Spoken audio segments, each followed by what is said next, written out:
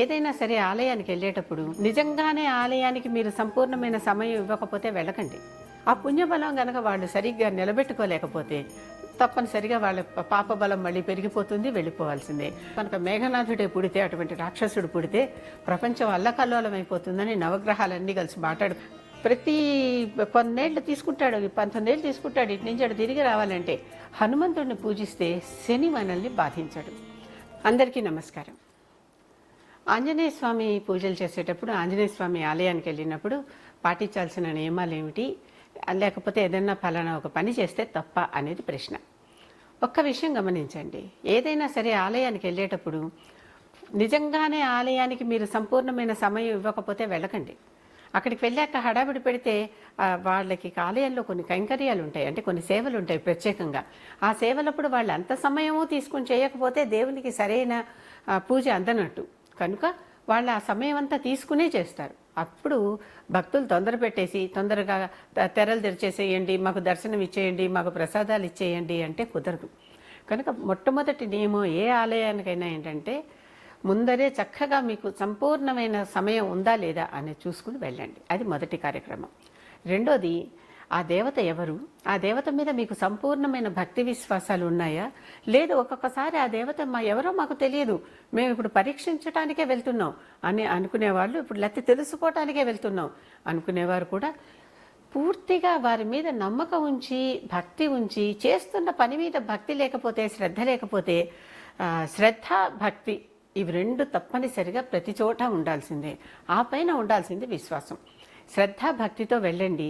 అక్కడికి వెళ్ళాక మీకు తప్పకుండా పని జరుగుతుంది. శ్రద్ధాభక్తి లోపించిన వారికి పని జరుగుతుందా అంటే నేను ఖచ్చితంగా జరుగుతుంది, జరగదు అని చెప్పలేను. ఎందుకని, వారి పూర్వజన్మ పుణ్యం ఉండొచ్చు కదా. పురాకృత పుణ్యం ఉంటే ఎక్కడైనా సరే మనని ఎలాంటి చోటైనా పెద్ద వరదలో చిక్కుకుపోయినా కూడా కాపాడేస్తుంది అనమాట. కనుక పురాకృత పుణ్యం ఉంటే ఎట్లాంటి చోట నుంచైనా, ఎన్ని కష్టాల నుంచైనా మనం బయటపడతామనేది తెలుస్తుంది. ఒకసారి హనుమంతుడి గురించి ఆలోచిస్తే, హనుమాన్ చాలీసా ప్రపంచంలో అందరికీ బాగా విస్తృతంగా ప్రచారంలో ఉన్నటువంటి ఒక స్తోత్రం. చాలీసా అన్నారు కనుక 40 లైన్లు ఉంటాయి దాంట్లో. ఇది తులసీదాసు రాసినటువంటి, భక్త తులసీదాసు రాసినటువంటి శ్రీరామచరిత మానసంలో భాగంగా రాయబడింది ఇది. కానీ ఈ ముఖ్యంగా రామాయణం అంతా ఒకెత్తు, సుందరకాండ ఒక్కటే ఒకెత్తు, సుందరకాండ అంతా ఒకెత్తు, దాంట్లో మళ్ళీ హనుమాన్ చాలీసా ఒకెత్తు అన్నట్లుగా ఉంటాయి ఇవన్నీను. హనుమంతుడికి ఏదైనా సరే చేసేటప్పుడు వీలైనంత వరకు ఒక స్తోత్రాన్ని చూసేటప్పుడు విజువలైజ్ చేసుకోవడానికి ట్రై చేయండి. అంటే విజువలైజ్ అంటే అక్కడ ఏమిటి, కహ భరత ప్రియతమ సమభాయి అన్నాడు అక్కడ రాముడు. అంటే ఏమన్నాడు, నువ్వు భరతుడు నాకు అంటే ఈక్వల్గా ఉండేటటువంటి మంచి సోదరులు అన్నాడు, భాయి అన్నాడు. అంటే భరతుడు అంత సమానంగా నీకు నా సోదర స్థానం ఇచ్చి నిన్ను నేను గౌరవిస్తున్నాను అని చెప్పి కాగలించుకున్నాడు. అటువంటిది ఇవన్నీ మీరు ఆ సీన్ కనుక ఎప్పుడైతే విజువలైజ్ చేసుకుంటారో ఆ పాత్రలతో మీకు సాన్నిహిత్యం పెరుగుతుంది. పాత్రలనే ముందర, తర్వాత వారిని మనం దేవుడిగా భావిస్తాం. ఎప్పుడూ కూడా ఎక్కడి నుంచి ఎలా వెళ్ళాలి అనేది చూసుకోండి స్టెప్పులు. హనుమంతుడిది హనుమాన్ చాలీసానే ఎందుకు చెప్తున్నాను అంటే, చాలా ఇతరమైనవి ఎన్నో స్తోత్రాలు ఉన్నప్పటికీ హనుమాన్ చాలీసాలో ఉండేవి. తులసీదాసు గొప్పగా చదువుకున్న పండితుడు కాదు, ఒక సామాన్యమైన భక్తుడు దేవతని నిండుగా మనసులో నిలుపుకుంటే రాస్తే ఎలా వస్తుందో అలా రాసినటువంటి కవిత అది. కనుక దాంట్లో సామాన్యమైన భక్తుడు మనసే కనిపిస్తుంది, కానీ పాండిత్యం కనిపించాలన్నటువంటి ధోరణి ఉండదు ఎక్కడా కూడా. తులసీదాసు సాహిత్యంలో అంతా అలాగే ఉంటుంది మనకి. రామకృష్ణుడు సాహిత్యంలో కానీ, రామకృష్ణుడు అంటే రామకృష్ణ పరమహంస, తులసీదాసు సాహిత్యంలో కానీ, వీళ్ళందరివి కబీర్ దాస్ సాహిత్యంలో కానీ, నానక్ సాహిత్యంలో కానీ, వీరి సాహిత్యం ఏంటంటే కేవలం భక్తితో మాత్రమే వారు చెప్పినటువంటివి అనమాట. అలాంటివి మన దగ్గర కూడా అన్నమయ్య కానీ, రామదాసు కానీ ఎన్నో కనిపిస్తాయి మనకి. వీరందరూ చెప్పేటటువంటి ఆ అమాయకమైన హృదయంతో వారు దేవుడిని భజించి ధ్యానిస్తారే, అంతకంటే గొప్ప ధ్యానం, గొప్ప భక్తి ఇంకొకటి ఉండదు. హనుమంతుడి ఆలయంలో తప్పనిసరిగా వెళ్ళినప్పుడు హనుమంతుడు వానర రూపం కదా, అరటిపళ్ళు నైవేద్యం పెట్టమని చెప్తారు. ఇంట్లో కూడా హనుమంతుడికి ఏదన్నా మీరు మొక్కుకుంటే ఒక 4-5 అరటిపళ్ళు తీసుకొచ్చి, మరీ ఒకటి కాకుండా తీసుకొచ్చి ఆ హనుమంతుడు పటం దగ్గర, క్యాలెండర్ దగ్గర ఏదో ఒక విగ్రహం ఏదో పెట్టుకున్నారు కదా, అక్కడకు పెట్టి హనుమంతుడికి నైవేద్యం పెట్టి, మీకు ఏదన్నా ఆపద వస్తే ఈ ఆపదను తీర్చమంటే హనుమంతుడు తీరుస్తాడు. అసలు హనుమంతుడు ఏదైనా ఒకసారి ఇలా అనుకోగానే వచ్చేసేటటువంటి వాడు అనమాట. కాకపోతే హనుమంతుడిని కూడా మచ్చిక చేసుకోవడానికి లౌక్యంగా ఒక చిన్న పని చేయాలి. ఏంటది? రాముని తలుచుకోవటం. రామ అనగానే ఎత్ర ఎత్ర ఎత్ర రఘునాథ కీర్తనం తత్ర తత్ర కృతమస్తకాంజలిం అని వెంటనే తల వంచి నమస్కరించుకుంటూ బాష్పవారి పరిపూర్ణలోచనం మారుతిం నమః రాక్షసాంతకం. బాష్పవారి అంటే కన్నుల నీళ్లతో, వారి అంటే నీరు, కళ్ళున నీళ్లతో వెంటనే గబగబా పరిగెత్తుకుని వస్తాడట ఆనంద బాష్పాలతో. రామ అనగానే చాలు. అందుకని కష్టం వచ్చినప్పుడు తలుచుకోవలసింది రాముణ్ణి, ఆ కష్టం తీర్చేది హనుమంతుడు. కనుక హనుమంతుడు ఆలయానికి వెళ్ళినప్పుడు మొట్టమొదట రామా అనుకుంటూ కాళ్ళు లోపల పెట్టండి, ఆయన చూపు మన మీదకి వచ్చేస్తుంది. అదే కదా కావాలని కోరుకుంటున్నారు అందరూ. కనుక ఆ రకంగా హనుమంతుడి ఆలయానికి వెళ్ళి హనుమంతుడికి ఇష్టమైన పళ్ళు నైవేద్యం పెట్టండి.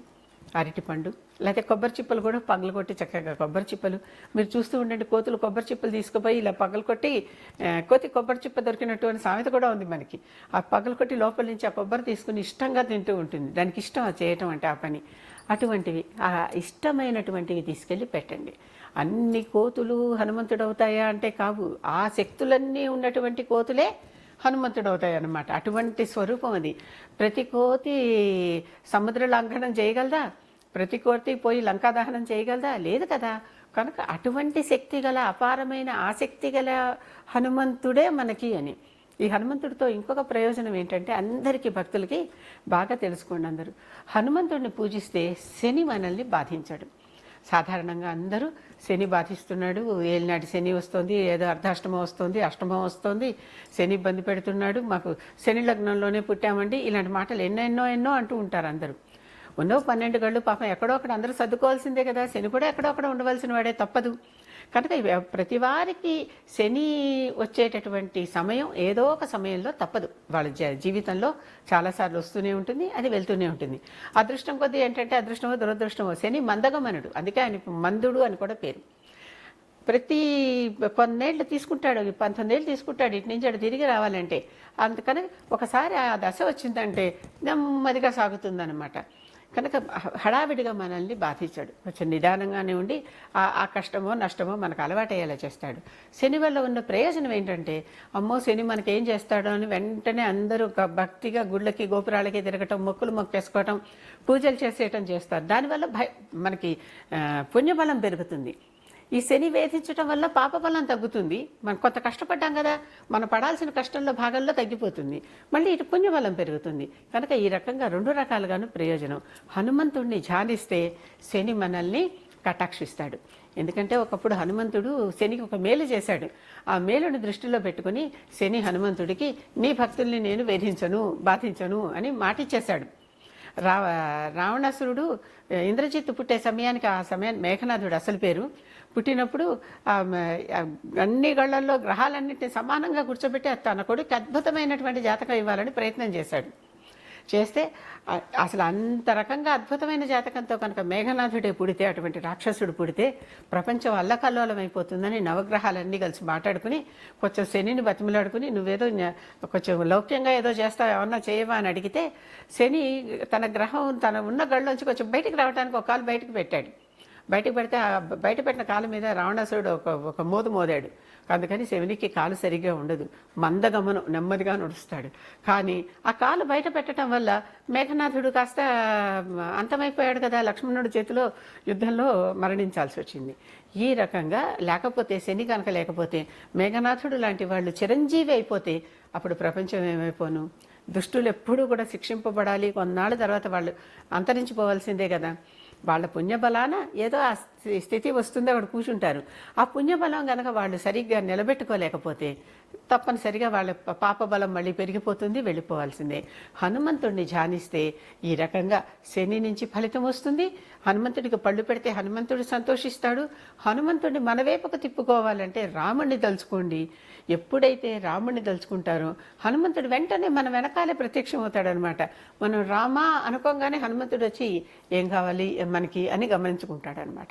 ఈ రకంగా హనుమంతుడిని ధ్యానిస్తే ఆలయానికి వెళ్ళినప్పుడు, కనుక హనుమంతుడి ఆలయానికి వెళ్తే కేవలం హనుమంతుడిని మాత్రమే ధ్యానించేసేయటం వచ్చేయటం కాదు, రాముడిని ధ్యానించి హనుమంతుడిని కొలిస్తే మనకి ఏ కోరిక ఉన్నా అటువంటి కామ్యాలన్నీ కూడా సిద్ధిస్తాయి.